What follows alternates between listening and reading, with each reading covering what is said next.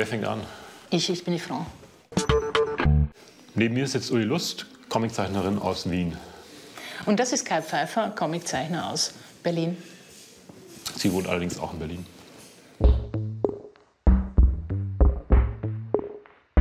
Jemand, der nichts erfindet, sondern beobachtet und reagiert auf Ereignisse, selbst erlebte oder recherchierte.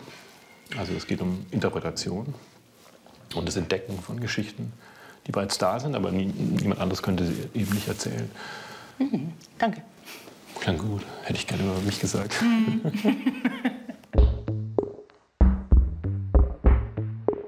Fertig machen ist nicht meine größte Stärke. Was kann ich noch nicht?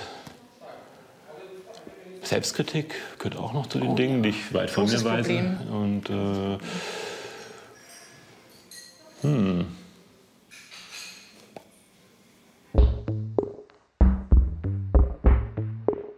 ich mag gerne ausschlafen.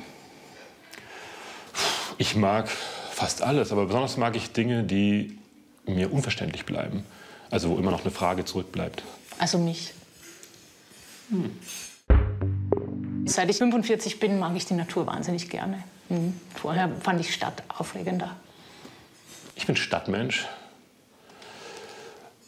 Stadt ist mir manchmal fast schon zu dreidimensional. Ich glaube, meine absolute Besessenheit sind Bücher. Aufstehen früh, morgens.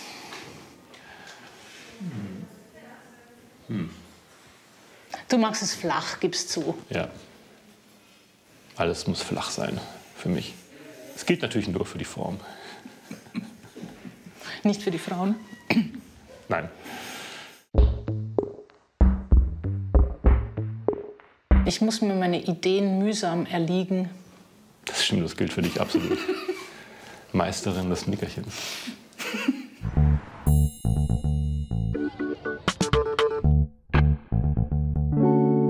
Ich habe vor einigen Jahren begonnen zu recherchieren für einen Comic, der in der Jungsteinzeit spielt, also 6000 bis 3000 vor Christus.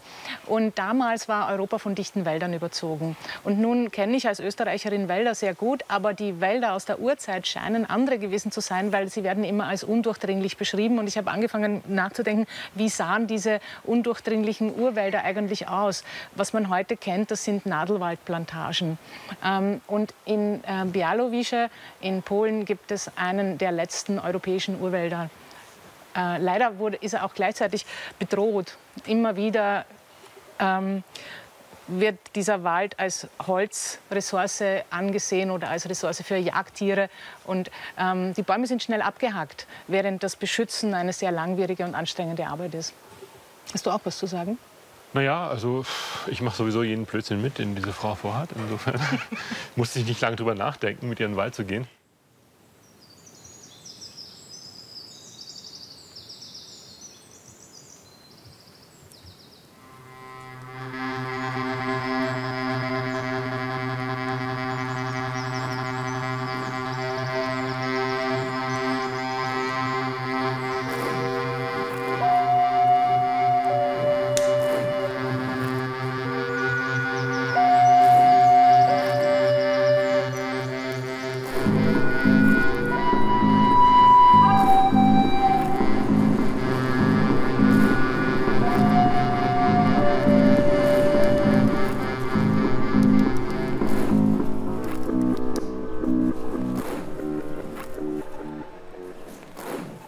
Białowieża. Białowieża.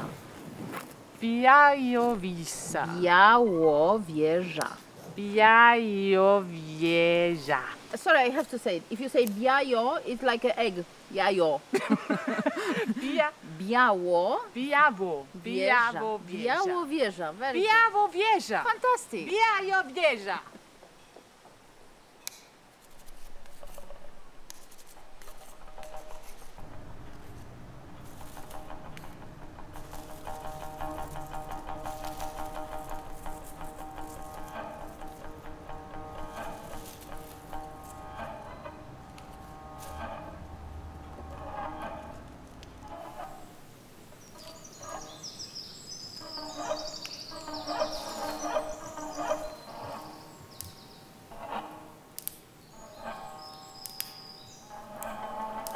Because 16% of the forest is a national park, and everybody thinks that it's protected. It's very difficult to tell the audience that it's not. When you hear Białowieża Forest, you think national park, because it's so stupid that it's not, right? The last bison was killed in 1919, right? Yeah, it was killed in 1990 by poacher, but the poacher was a local. It's not that the strangers came and killed our bisons. It was a local people who did it. You think he knew that he killed the last one? I think they didn't care about that. Somehow it was hard time. Remember, we haven't been on a map of the world for over 120 years, so it was like building new country from the beginning. And anyway, in the past, the poaching was more. I can't say legal because it never was legal, but it's more like more people did it, and the organs like police or something didn't spend so much time to hunt for that because they had some other more important probably things to do. So there was some few bisons still living in the zoos around Europe, and then the societies somehow decided, okay, let's try to bring back these bisons to the nature, and in Białowieża they create this breeding center. They bring here all the bisons they can find, which are somehow connected with this lowland bisons, blood. But it was not only. So finally, out of 7 individuals, we have a somehow new population, the new breed population. And how many are they now? Do you know that? It's over around 605 or 4, something like that. Over 600 on the Polish side of Białowieża Forest. Yeah. In a Belarusian side, there is around 500 bisons.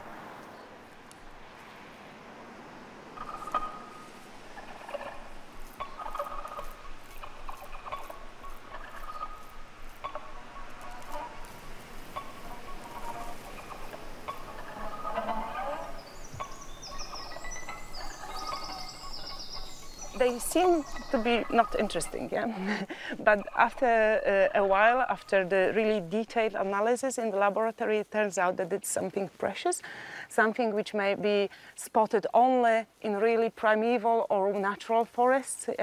As Białowieża Forest, we don't say that it's a primeval forest because people were present here for centuries, but at least we know that it was never cut down, never burned down. So since the last glaciation, it develops at its own speed, and it's perfect. So it's perfect for the fungi. Without the fungi, it wouldn't be looking like that. It's not only theory, but it's in fact was revealed by some studies in North America that particularly the roots of the trees, they are connected not by themselves, but mainly by the fungi and mycorrhizas. So the fungi which are growing on the roots, they connect in them, and there's some exchange of water, of minerals between the trees, and probably some kind of information, electric impulses, and so one tree which is attacked by the parasites or fungi can spread the information to other trees that something is going on, so some stress signals.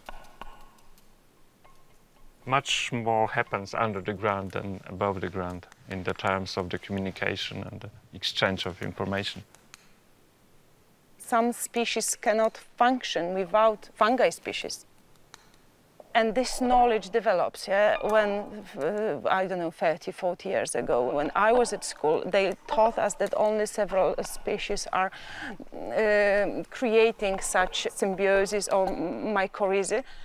And now it turns out that almost all of them are in some sort of relation with trees and fungi. So that's really interesting. The best studied part of the Białowieża Forest is the strictly protected area of the Białowieża National Park. So this is 5,000 hectares, or the national park is a bit over 10,000 hectares. But this is really the heart of the Białowieża Forest. It's been legally protected for almost 100 years, so nothing in fact was done here. No dead wood was taken out. and it may be treated as source of everything. So even if we have in other parts of the forest fragments of forest which were planted by people in the past, which were modified by forest management, they can easily be colonized with the species coming from here, because fungi are not great walkers, yeah? So they don't colonize fast and they cannot be transported for longer distances. But if you have such a place like this, then after some time, after 100 years, for instance, you might have the results. Yeah, so it's a long time, long story. What we find out that the modern forestry, that it changed the forest from the living organism to the plantation of the trees, because there's a lot of components in the commercial forest is missing, a lot of species of insects, fungi, and so on and so on. We did a kind of experiments, and when the big storm destroyed a big part of the forest in the Masurian lakes, and we expect that there will be a lot of insects and fungi there because there's a big amount of dead trees, and it didn't happen this because there were no source of this. They disappear from the commercial forest. In these terms, Białowieża forest is the most complete forest in the terms of components and the terms of processes ongoing here.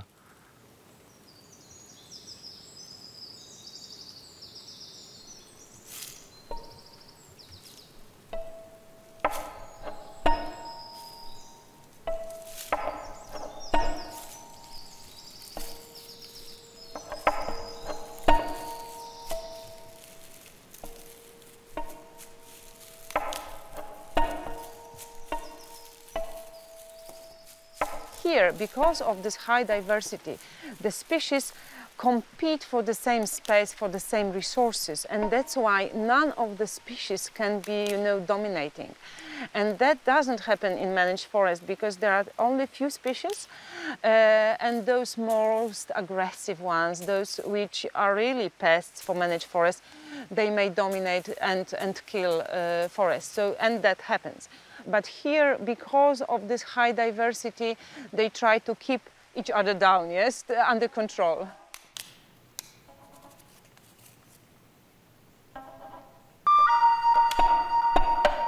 In the normal forests in Europe, we clean the dead wood away because they say it's a source of parasites. The dead wood doesn't exist in a normal forest. What does it mean for the condition of European forests? Lower biodiversity, of course, yes, lower resistance to any disturbances. Yeah, that's true that usually in the managed forest that wood doesn't occur or it occurs in a really small amount. That wood is very important, and in many cases young trees are growing directly on that wood. We call it something like mother trees, mother logs or nanny logs. That wood is very important if you want to have natural tree regeneration. That's very touching, actually. Mm-hmm.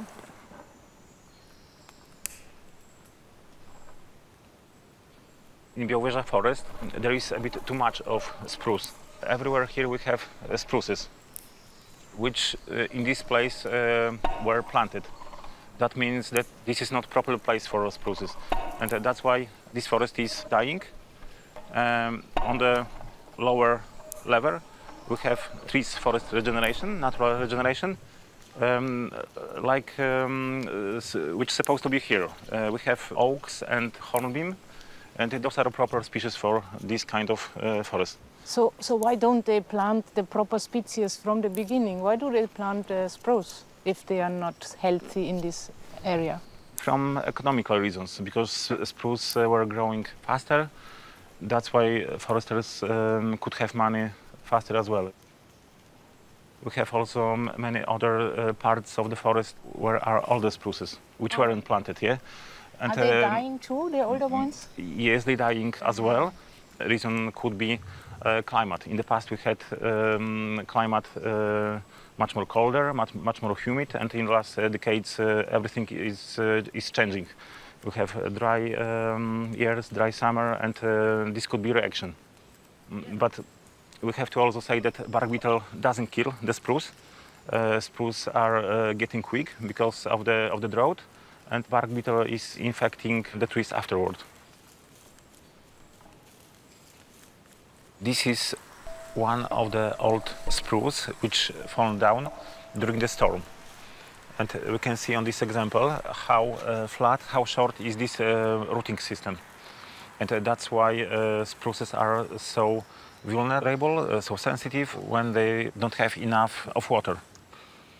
They cannot use water which is deep in the ground.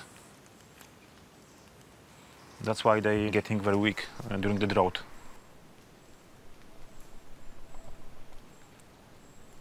And then in 2016, the National Forest Authority and the Ministry of Environment signed the papers saying that because of the bark beetle, you can cut more than usually in that forest. And in 2017, in April, the first time they brought harvesters into the forest. Harvester is a huge forest machinery, heavy-duty machine that weighs tons, which is huge. It's like this room probably and higher. And it's followed by the forwarder that picks up the wood after this and puts it in order so then the truck can come and take it out. So the harvester can cut up to 300, 350 probably trees a day. It's like happening. So, and there were 5 harvesters in the whole forest, so you can imagine how much trees were cut. During last year, they took out 6,000 trucks full of wood from that forest, full of spruce, because it was only the spruce who has this particular bark beetle. So when they put the harvesters in, they said, yeah, you cannot enter this part. They closed the whole of the forest. So the first things which started to happen here were this civilian disobedience walks.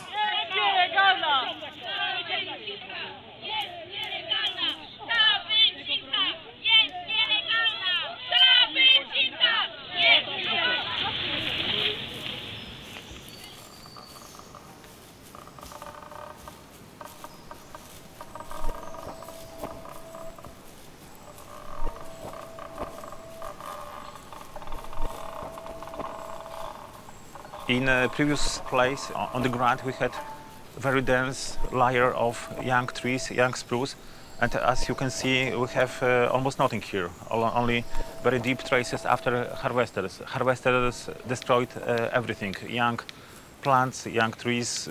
It's almost like desert. And because we were blocking the harvesters, because we were doing all the civilian disobedience walks, so we were so they're saying that we're trespassing the closed areas. So, to make very long story short, we have close to 400 court cases that we are accused either of trespassing or being on the area that we are not allowed to be on, or we have civil cases, which means that they are suing us for money that they lost because they couldn't cut the trees, so they couldn't sell them, so they lost the money. But at the same time, they were saying that they are not cutting the money that they are not cutting the trees for the money. In July 2017, Court of Justice said that logging, because of the bark beetle, is forbidden. That's why foresters changed explanation and they said that they logging because of the safety reasons. But we are standing on the place which is distance from the nearest road 70-80 meters. So trees which were growing in these places didn't make any danger for people who used the road.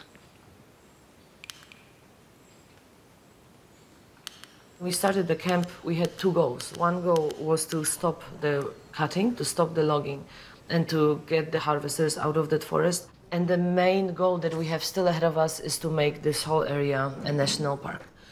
So far we managed to kick out the harvesters, which is big success, but still it's just a battle, it's not the won war. if we use that terminology, which I'm not so happy about.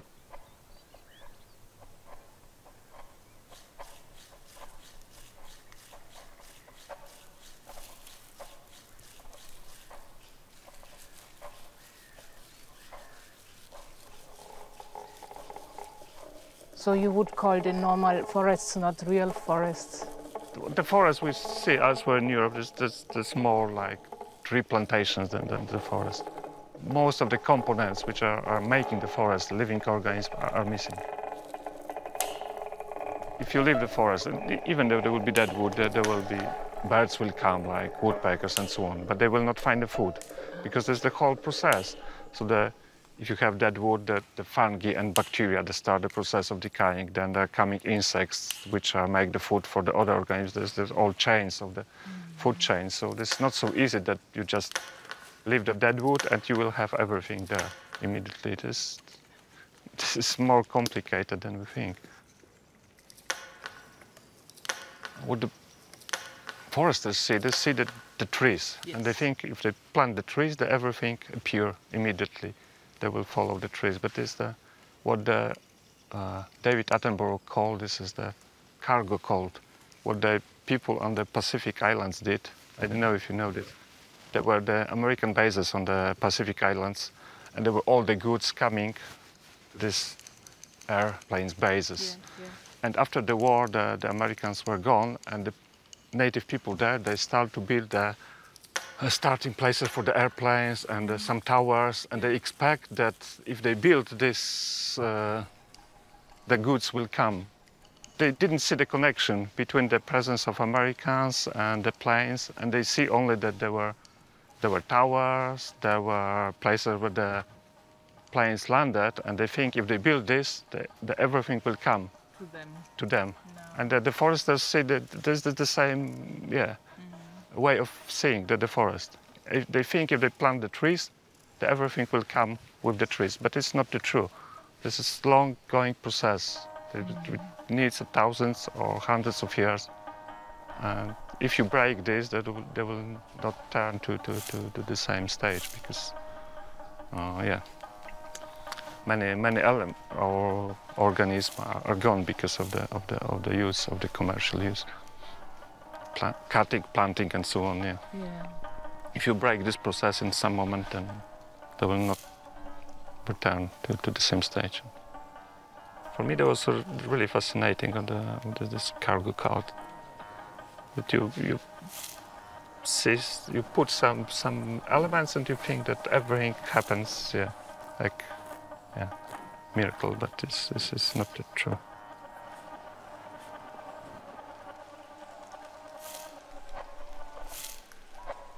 I have one question which has nothing to do with fungi, but I'm asking it myself the whole time. I go around in Villa Alovisia in the restaurants, and a lot of them sell bison steak. How isn't it a protected species? Oh well, the bison is a protected species, of course, and the animals are not hunted in the Białowieża forest. So of course there are some animals which are shot, eliminated because of some diseases, for instance. There are people in the national park which are entitled to kill an animal who is injured, for instance, with a broken leg, and then they may be eliminated, but every case is accepted by the ministry, so it's not so as you wish.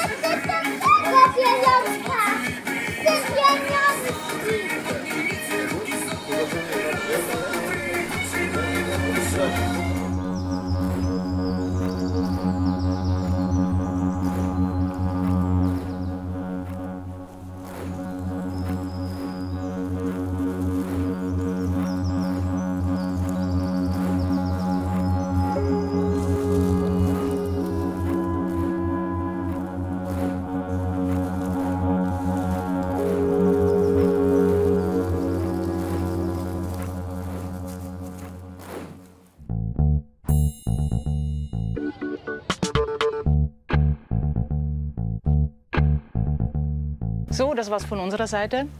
Ende gut, alles gut? Nicht ganz. Die polnische Regierung, er wurde auf die Finger geklopft, sie dürfen kein Holz im Naturschutzgebiet fällen.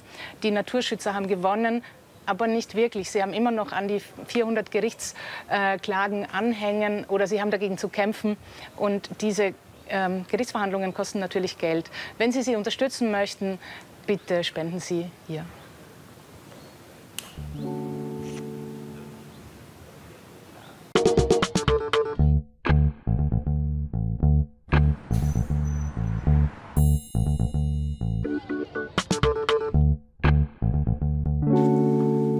Genau, sehr schön.